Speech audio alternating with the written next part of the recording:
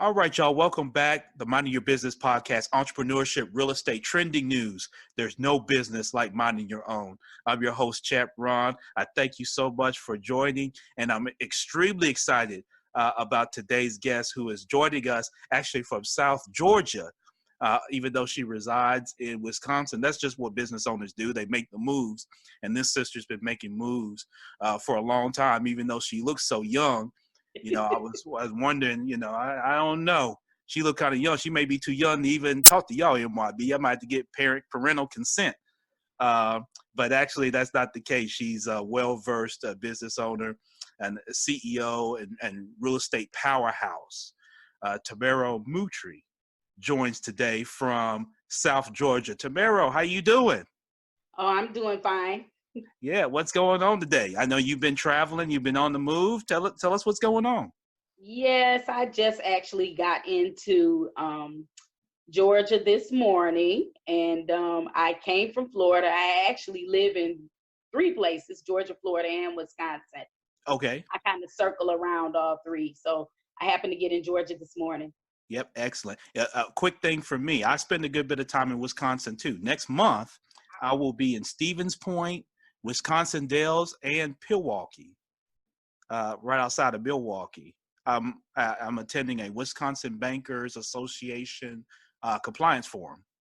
And so I'm speaking at all three. So there'll be a group of bankers that I'll be speaking with. So I've spent a little time there. I've been in Madison. I'm actually a Green Bay Packers fan. So, well, great. So I got a chance to tour Lambeau Field last year, which was a bucket list for me. Cool. Spent a little time in Port Washington last year. Let's see. I've been around your state, so I have some good times there in Wisconsin. Well, that's great. Glad to hear it. Yep, excellent. Well, we're not here to talk about me though. We're here to talk about you, ma'am. So let's get right into it. And MYB community, you know that the Minding Your Business podcast is brought to you by the Binge Podcast Network. Myself and my partner, Dominic Lawson, of our flagship show, The Startup Life. You can check us out at onthebinge.com. All right, Tamairo, let's get into it. Tell us, for those that are, now I guess let me take a step back because many of us in the MYB community got our introduction to you from an article. I think it's blackbusiness.com. Had an article on you that was, I think, very well written. I think it shows you in a great light. And I said, wow. And I had people hit me up like, you got to connect with her, Ron. Whatever you got to do. I don't care. You got to swim. You got to get on a plane. You got to drive, whatever. You got to walk your tail up to Wisconsin and find something about Tamairo Moutry. And so I'm excited again to have you. And so MYB community wants to know, who are you? Well, I am a former school teacher. My undergrad was in education, and I taught elementary school for 9 years.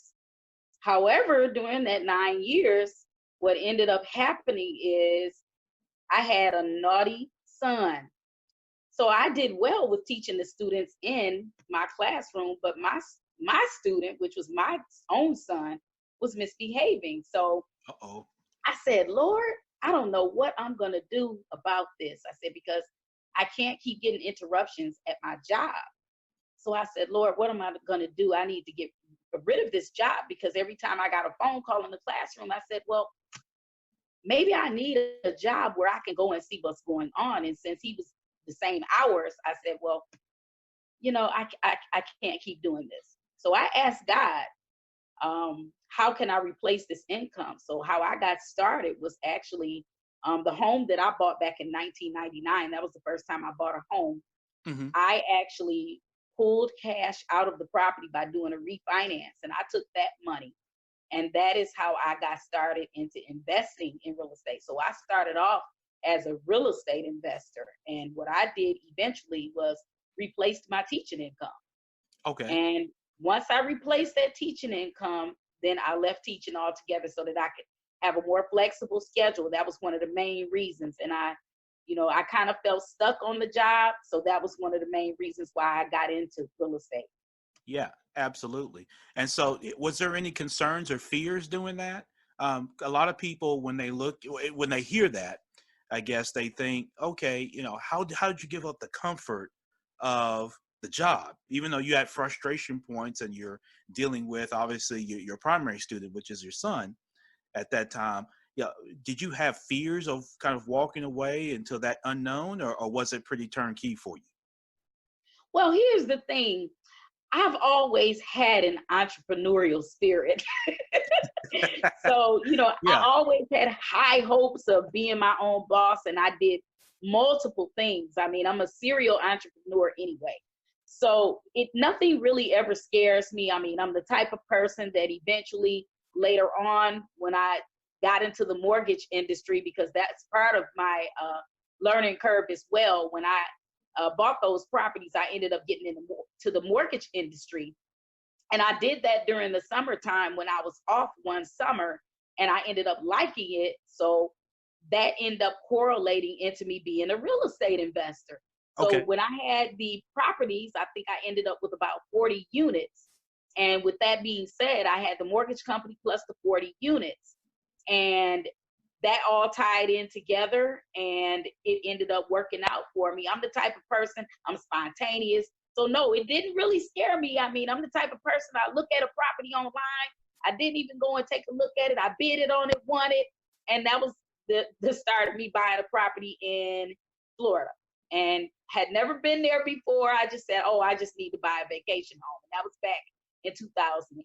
So no, I'm not afraid of anything. And to me, the only failure is if you never try. Mm. Yep. So you already dropping nuggets already, Tamairo, with that. Even just saying that. Expound some, Tamairo, on that entrepreneur spirit, and where did that come from? You said you always kind of had that. Did that come from studies? Did that come from upbringing? Did you come from a family of entrepreneurs? Where did that kind of spirit come from? Look, from God. Okay. I Yeah. didn't come from any of that. I guess it's just something that I had within me Yeah. that just wanted to be my own boss. There you go.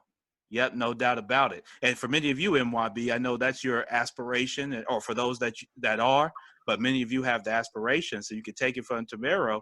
You just have to go out there and do it, is what it sounds like.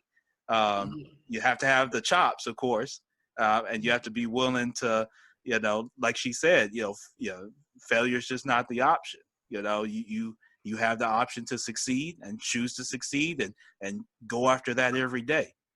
All right. So you find yourself doing real estate deals.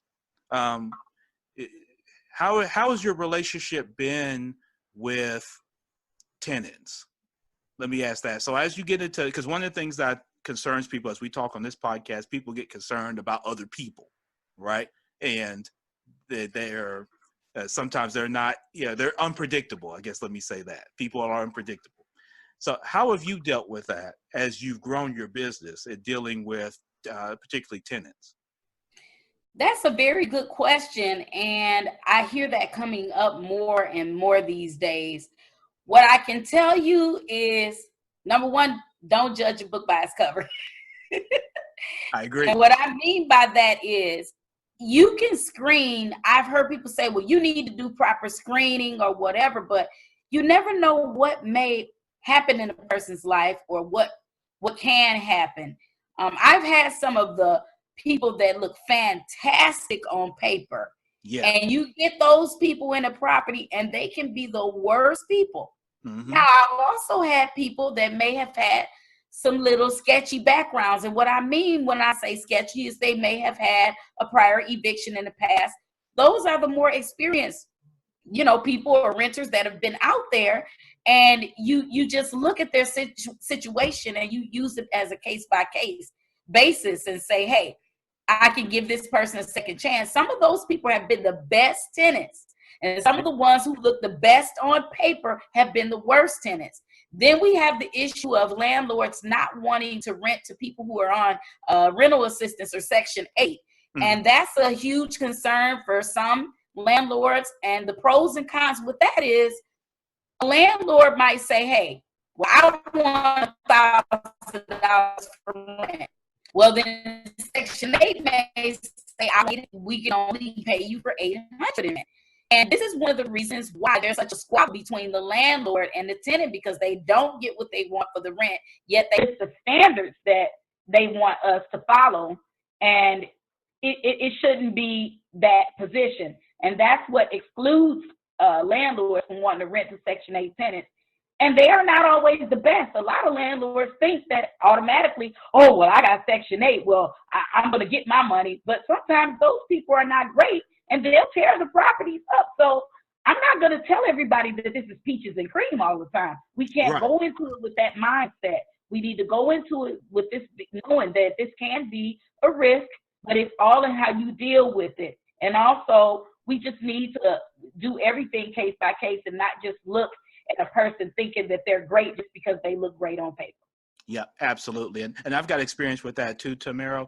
You know, I've had here in Memphis, you know, I've used property management companies. I've had to go and pick up rent with a pistol. I've had to do all of it. And I'll tell you that I definitely agree that when you say that, you know, people can look different on paper and not to really judge a book by its cover. I love that because I've taken and adopted that in my business. I don't, when I've had tenants, I haven't looked as much at credit. I think credit could tell me a history, but all it tells me is what you're going to do when you have money and what you're probably going to do when you don't have money, right? That's all it really tells me. Because if you got the money, you go pay. And if you don't have the money, you're not going to pay. So, right. So I dive into cash flow. I like to look at historic cash flow. I like to look at bank statements. I like to look at lifestyle, and I like to get the story. And so, like you said, someone who's maybe been evicted, who's learned their lesson and can give me a good story that makes sense. I like that better than just because someone's got an 800 credit score, because, you know, nowadays in the credit repair thing, yeah, you could get anything from anybody now. You know what I mean? A person could go from 500 to 800 with a few flips of, you know, some documents going back and forth. And so I don't discredit that, but I don't put it as on high of a pedestal. I like to get to know the person's story. So what I've done is I've taken people just out to lunch or out to breakfast and just get a chance to see them, see how they operate, see how they carry themselves, get a sense of their character.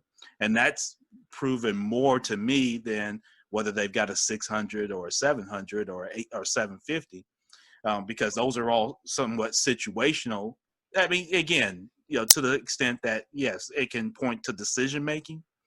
But really, like I say, it tells me situations of you got the money or you don't. And so I like to make sure, hey, show me the money. So, and you know what? Honesty is the best policy. To me, I've seen people that will be, if you're going to be dishonest and not tell me everything up front, you need to understand that I'm going to find out anyway. So exactly. You should just tell me everything up front, be honest, and I can really appreciate an honest person. Yeah. And that also is what has helped me in my renting decisions to someone who may have had a little problem in the past and they were upfront and honest with me. That showed a lot of character to me, and that made the difference as to where another person might come with this squeaky clean 800 score that I really can't prove, or I don't know anything about them, and they really haven't been through anything. Not saying that I'm looking at them different, but in a way, I like the story that I'm hearing from someone that can be honest and upfront, and sometimes we have to give them a second chance. Yep, absolutely. And I've run into people that have been in the 560 to 580 range that have done phenomenal. And like you said, people that have been in that 750, 775, that, ooh, my goodness. Because like you said, what I learned from that, Tamairo, was the person that had the 775, I didn't look at the length of history too much. And so what happened is that you get a person that's, say, 47 years old, that's got a 6-year-old credit file. And it's like, oh, that's kind of rare for someone to just pick up getting credit at 41 years old. That's kind of rare. Not to say it couldn't happen, but that's probably rare. Like you say, versus someone who had a 5A that's got a really good, job, and maybe there was a medical history, or maybe there's a divorce that, maybe wasn't the most expected thing that impacted them. Maybe they had a loss of a family member they were taking care of. They picked up all the bills, things like that. So like you said, an honest person that will just flat foot tell me. I just love that about character of people, and giving them another chance. So I appreciate you saying that. So you build your business, you're buying properties in Florida, you got properties in Georgia, you're working in Illinois. How have you structured your business, and how have you managed that? Because one thing we haven't gotten into is, you get started in the real estate, you're under another company, from what I understand, and you're selling properties. I think one year you sold over 100 properties, which is crazy. And then, Tamairo, you're building this empire in multiple states. So I'm reading this, I'm just like, what? How is she doing all that? And I'm trying to wrap my mind. I'm up at night, my wife looking at me. Like, go back to bed, boy. So tell us how were you able to do that? So it's one thing to start buying property. There's a lot of people that do that piece of it. But when you start getting into doing stuff in other states and that kind of thing, you got to share with us, Tamairo, how you doing that. Well, of course, this is the era of social media. So I saw a pattern going on. And what I saw is there were a lot of Wisconsinites moving to Georgia. And, I'm going to be totally honest with you. Wisconsin is where I was born and raised, and I do have my foothold there, and that is my staple. That is my hub. That's where I got started. I hadn't really needed to do, per se, a bunch of networking or whatever. I get a lot of referrals, but being on social media has really taught me a lot about migration and people moving to different states. And I started linking these places together to see all of the differences and how people were moving around. And I see that Georgia and Wisconsin have a connection. Wisconsin and Illinois have a connection. And Georgia and Florida have a connection. And people, they don't seem to see the link to them. But there's a lot of Wisconsinites that have second homes in Florida. And there's a lot of Illinois people that are always in Florida. And it's because they don't like the weather, or they have a vacation home to escape to get away from that cold and snow. Right. And I think the connection with Wisconsin and Georgia is that, it's such it's the city life of the South. And so I just, brought them all together, and anybody can call me crazy, but I opened the Georgia company within 3 months of the Wisconsin company. And I know that sounds pretty bold.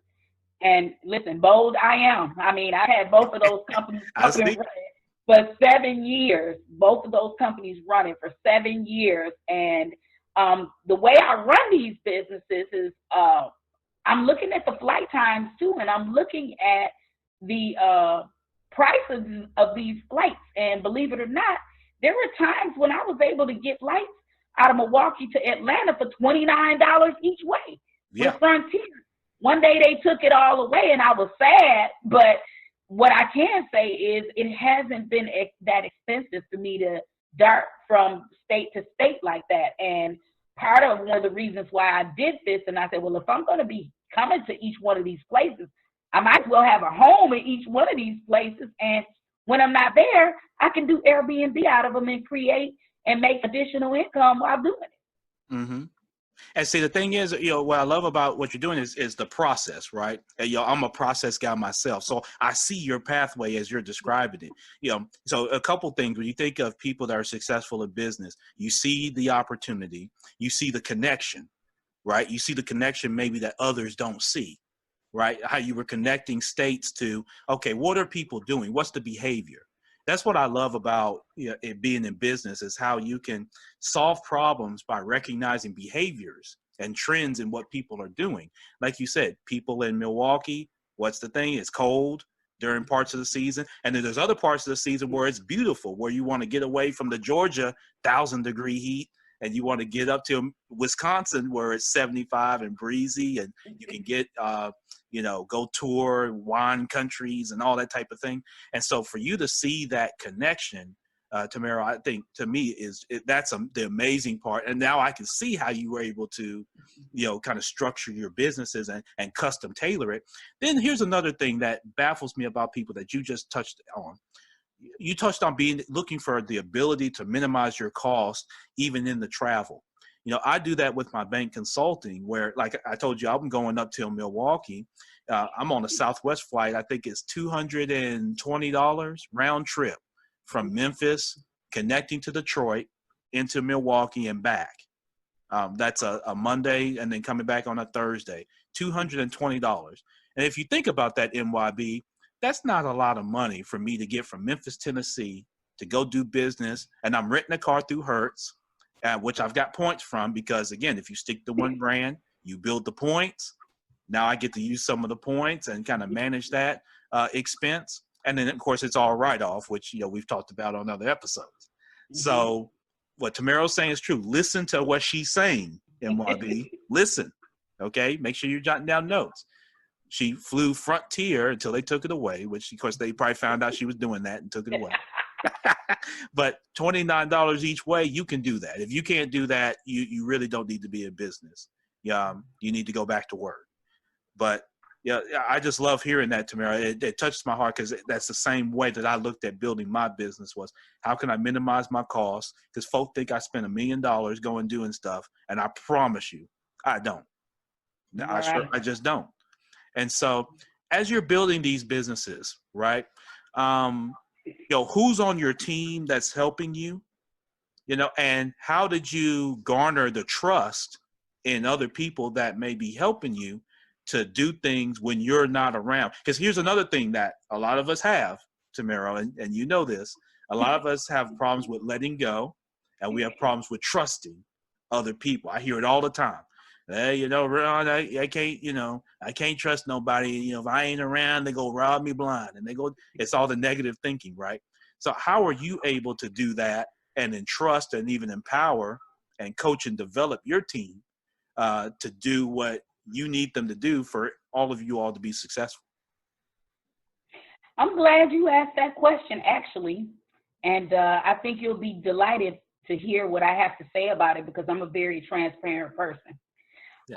When I first started the Milwaukee company, I think I had about 7 agents that came over to that team, and it did not end well. So just like you said, we have a problem trusting, but the whole thing was, from the beginning, I actually didn't have a problem trusting. And that is what got me in a situation, because the people that I had on my team actually were people that I had known for a very long time. Some of them were friends of mine. Some of them were prior clients of mine that, wanted to get in the business, and I was training and helping them, but they ended up being lemons, sour grapes. Oh my God. So, some of them I caught stealing. Some of them, I had cameras going on. They were running businesses out of my office, and, I finally said one day, no more. So guess what I did? I thought about it. I said, what the hell do I really need this office for? I said, I'm in the field most of the time. Anyway, I said, hey, there's plenty of Starbucks around. I can meet clients. So I got rid of the office. I said, you know what? Why do I have an office? I said, they're stealing my copy paper. They're stealing my ink. Oh, my goodness. Stealing my clients. They're breaking my furniture in my office, and I'm paying all of this overhead.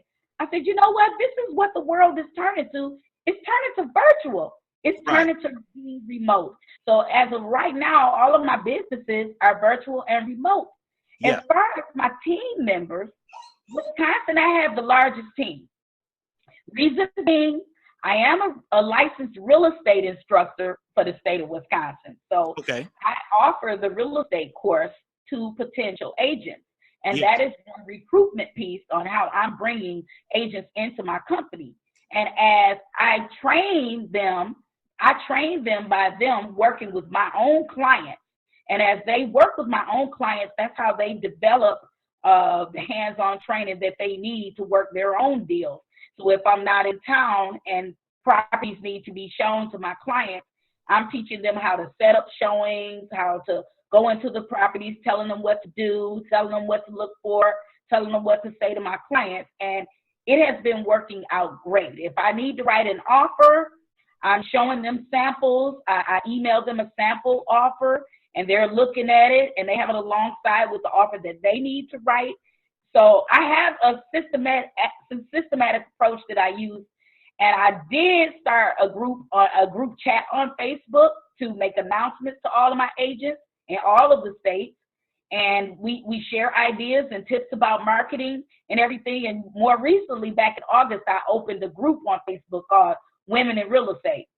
I don't mean to exclude the men, but women seem to be so underserved in this real estate market that, I felt the need to have this group so that I can encompass every woman that might be interested in real estate, whether it means a first-time home buyer, investor, if they wanted to get real estate investor loans, because I'm still in that mortgage arena for non-owner occupied property. So I'm helping these women with everything. So again, it's not a problem for me to set up a certain type of way to make things happen in each one of the states. I'm just now starting to build in Georgia and Florida. I don't have that many agents in Georgia and Florida right now. I think I have 4 or 5 now for Georgia.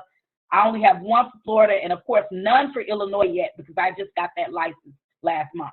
Okay, and congratulations on your license there in Illinois.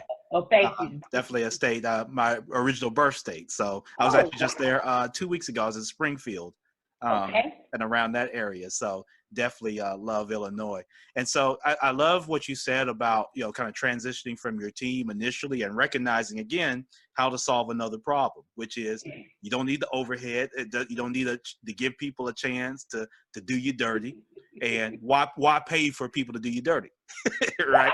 You know what I mean? So, yeah, so you solve all those problems. And so our guest today, Tamairo Moutry, who's there right now in Southern Georgia, but resides in Wisconsin and is working in Florida, Georgia, Illinois, and Wisconsin. And at the end, we'll get your contact info and how people can connect with you. Tamairo, take us through now. You've got the businesses going. You've been doing some stints and sponsoring some things in reality TV. And so talk to us a little bit about that and how you got into that and kind of where that, places in your focus. Who's got curves? So as a sponsor on the show, I'm wrapping up the show. And you'll find that if anybody watches this show, at the end, they have a competition. And with this competition, they are trying to see who's going to be the brand ambassador for my company. So they have to recite a bunch of information about my business over and over until I decide who can be the best brand ambassador by making a commercial for my company. And it's really exciting. So that's what wraps up the show, actually. And they end up choosing the winner at the end. So at the end of that reality show, I'll be meeting with the producer at the end, and we'll be discussing and talking about which young lady we thought was the best and should be the brand ambassador for my company.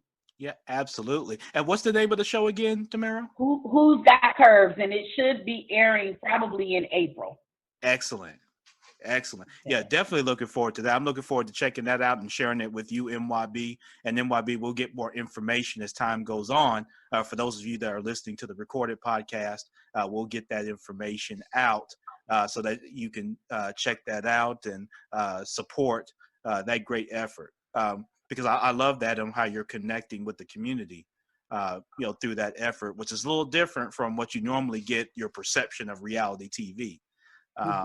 And so I love that. And so, Tamairo, as you've become successful and you're growing these businesses, you talked some earlier about your son. Talk to me about the importance of family in your business and how family helps support you in your business and just what family means to you.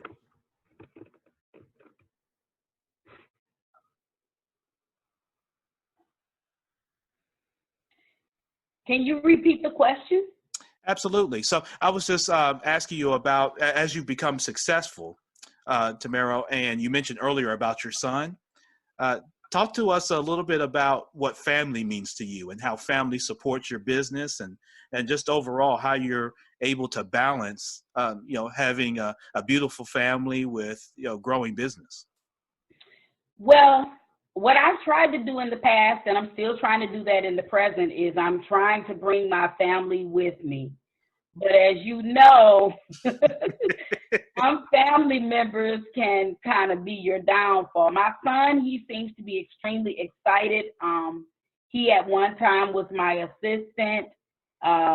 He kind of likes hands-on things, so he kind of got off into the area of kind of working on the houses and things like that, which is still a good thing. But I did want him to stay on the real estate side of things so that he could learn the business in case something were to happen to me one day, then he can kind of take the reign and continue on with it. And he still is, trust me. He's interested in wholesaling. He's interested in making those phone calls. He's been helping me with the rental department, with my property management and everything. And as I explained to you, I run a one-stop shop. I mean, when I tell you that I do the management, I work with a lot of out-of-state investors who purchase properties sight unseen.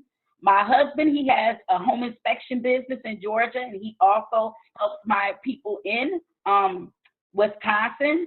Okay. Again, they're purchasing sight unseen, so they need a professional report to get sent over to them so that they can see what's really going on with these properties. And we are their eyes and ears. We also line up our crews to do any rehab work on these properties. And we're providing an excellent service for these people to make sure, as a project manager, that things are being done appropriately and in a workmanlike fashion. Yeah, absolutely. And so, having your son involved in your business, I think what you spoke to some is your legacy and how you're able to begin leaving a legacy with him and providing him with a pathway and an opportunity where he can own his own mode of production.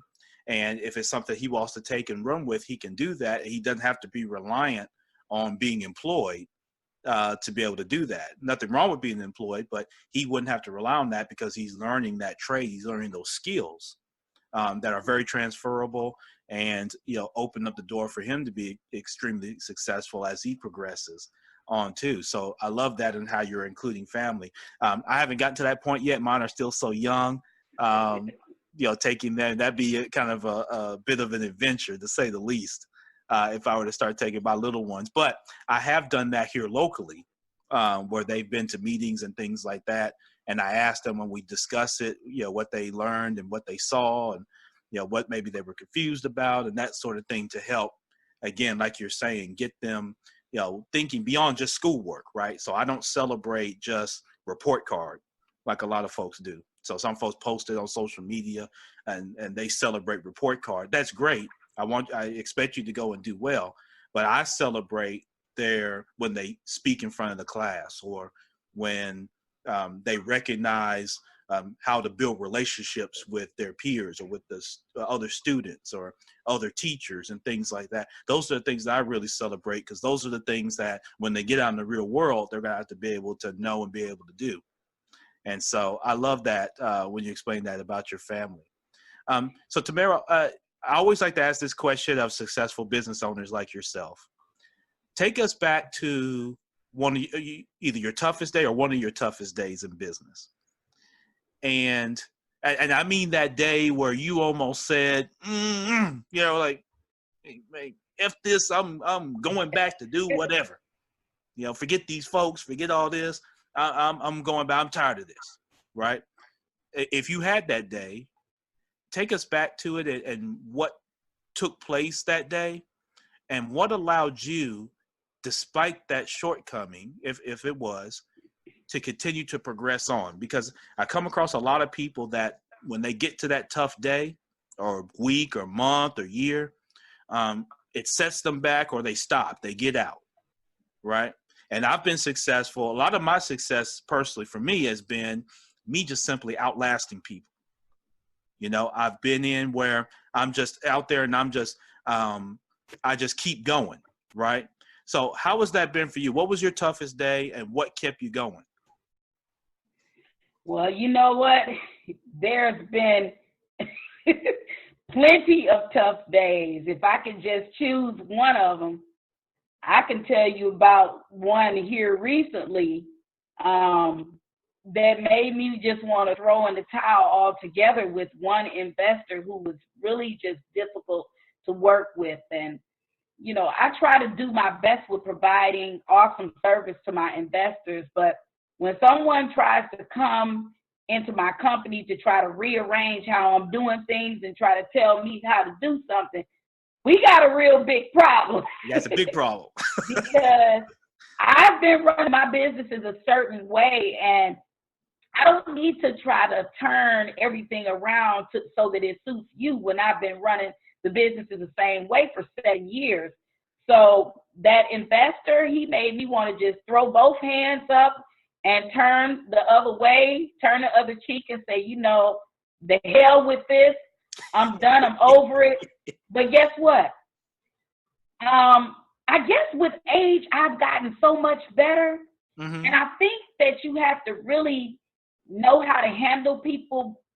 Being the CEO of 4 real estate companies, you really know you can't run around cursing folks out now. You just can't do that. No, you can't do that. Also, I would want to, you know, I could tell them a few choice words, but I have gotten a little bit more patient over time. And what we ended up doing with this particular investor, instead of us breaking off our relationship, because he did just purchase 14 units with me in Wisconsin, and he wants to buy 100 properties. Now he's pulling his friends in. Okay. What I've learned is with some people, not with everybody, but with some people, you have to minimize what you do with them because it could cause a conflict of interest.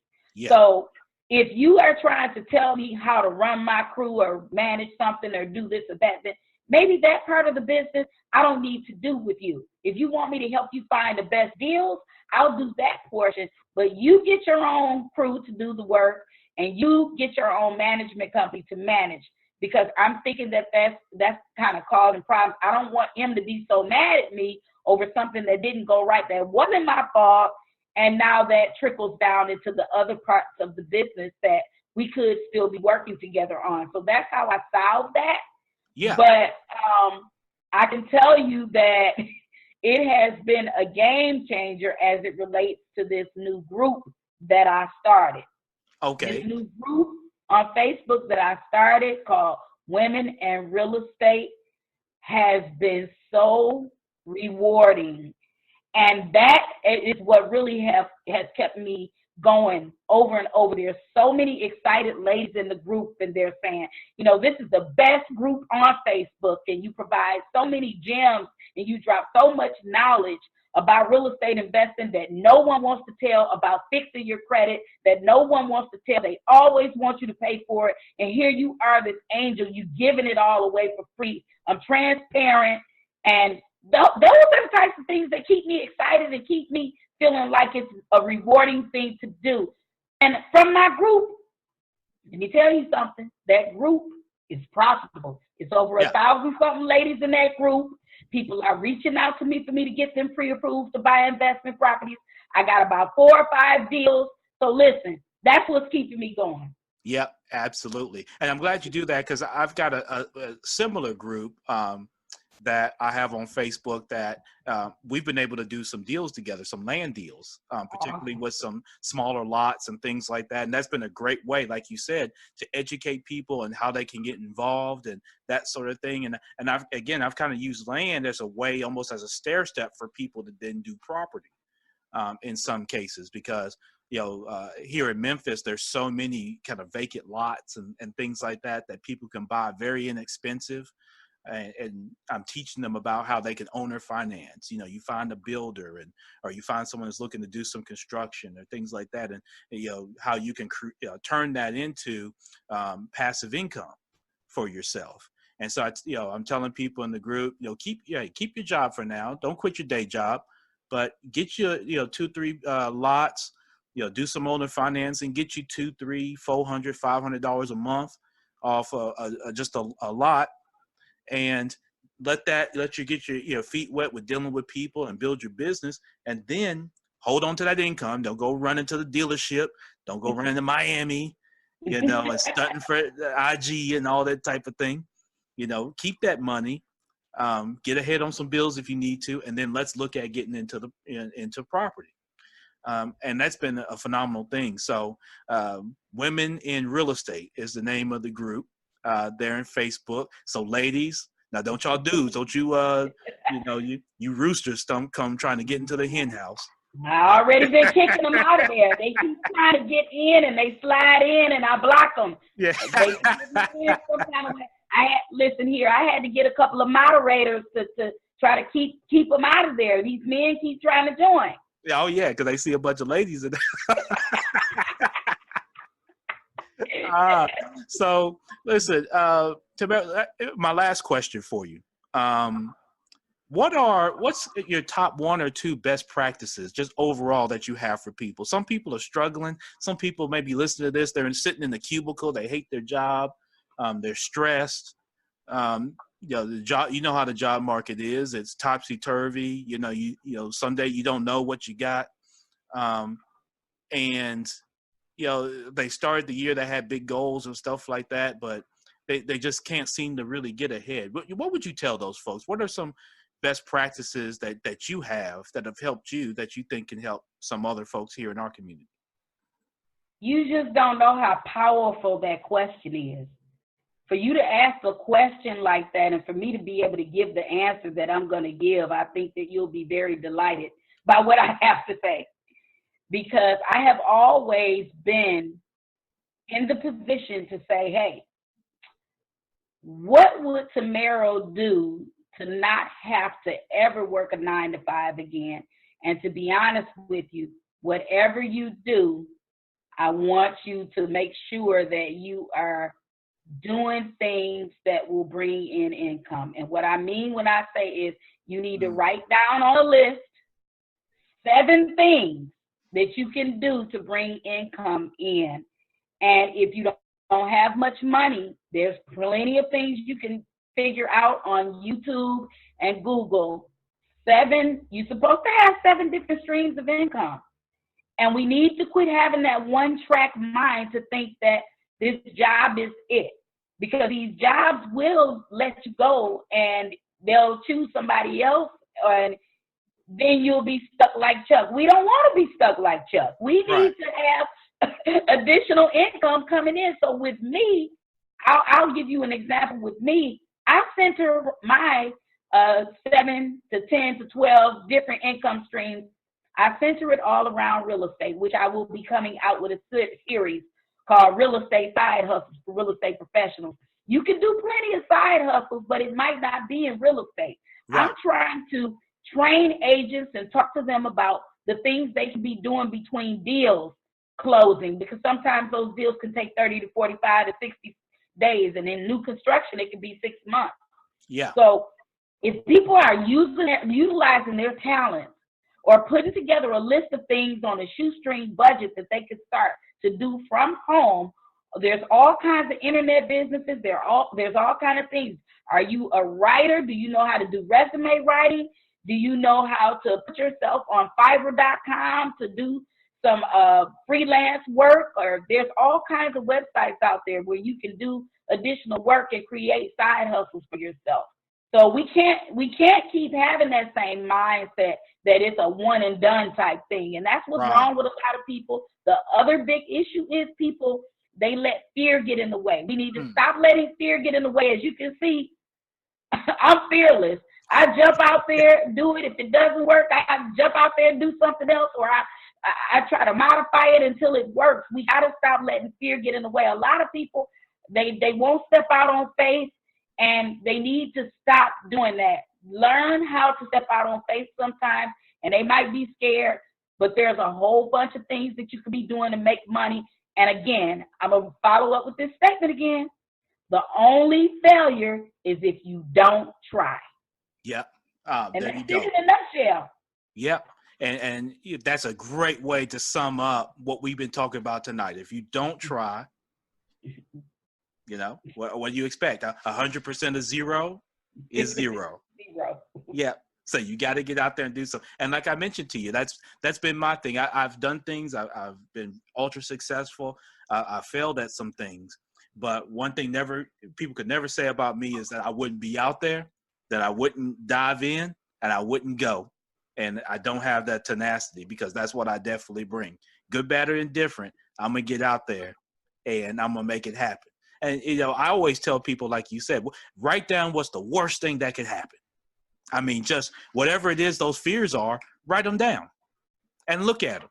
And a lot of times what you start looking at is a lot of people, what they write down is one-offs. They write down, well, what happens, Ron, if a comet come out the sky and hit me while I'm using the bathroom?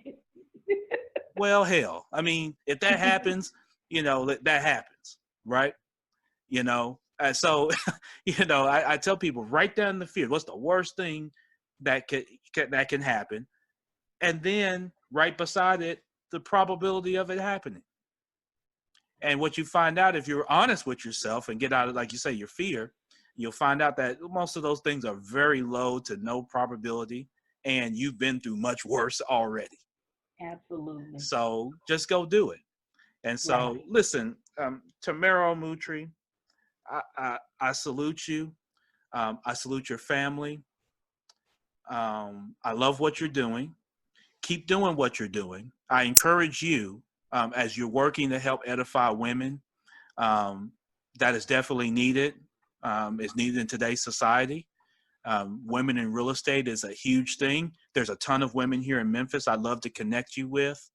If anything other than just for you to be connected to other women, particularly those of that beautiful brown skin, and that that are in real estate, that would love to just connect with a professional like you. And you just never know where those relationships can take things. But I'd love to do that over time.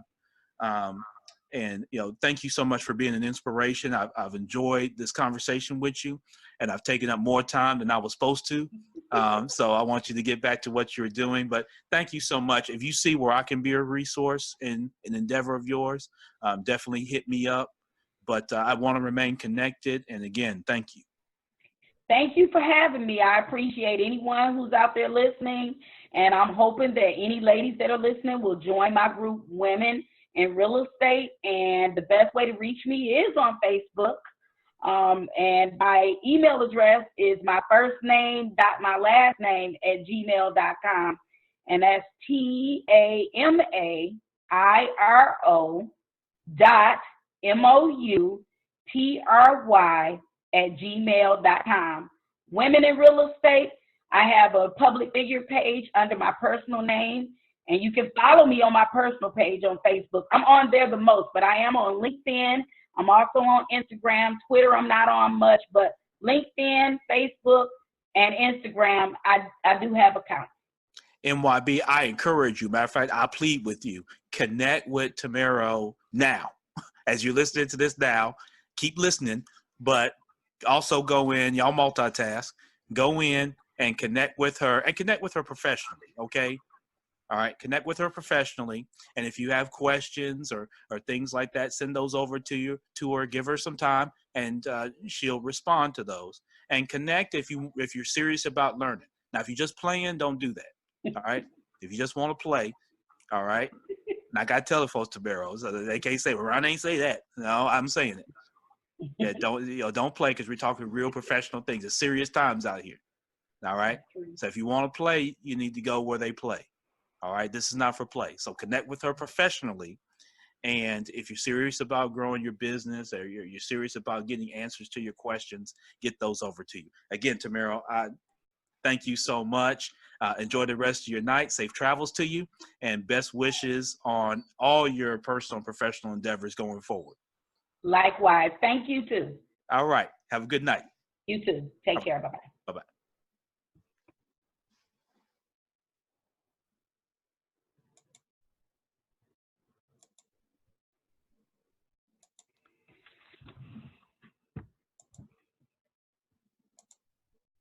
All right. So that was Tamairo Moutry, CEO of Florida Best Real Estate, and Georgia Best Real Estate, and Wisconsin Best Real Estate, Illinois Best Real Estate. you see what she's doing, great things. So I definitely salute her. And I salute you too, MYB. Thank you so much for listening on this particular episode, number 128 of the Minding Your Business podcast. Check us out, themybpodcast.com. That's themybpodcast.com. Don't forget about the binge, onabinge.com. Don't forget to connect with me, Ron, at themybpodcast.com. I'm on Instagram at ChampRon. You can catch me on Facebook. And let's just connect and keep this thing going. Look for me for more episodes with more great guests and more content from myself as we continue to walk through this thing called life. Entrepreneurship, real estate, trending news. There's no business like minding your own. Go out and be great.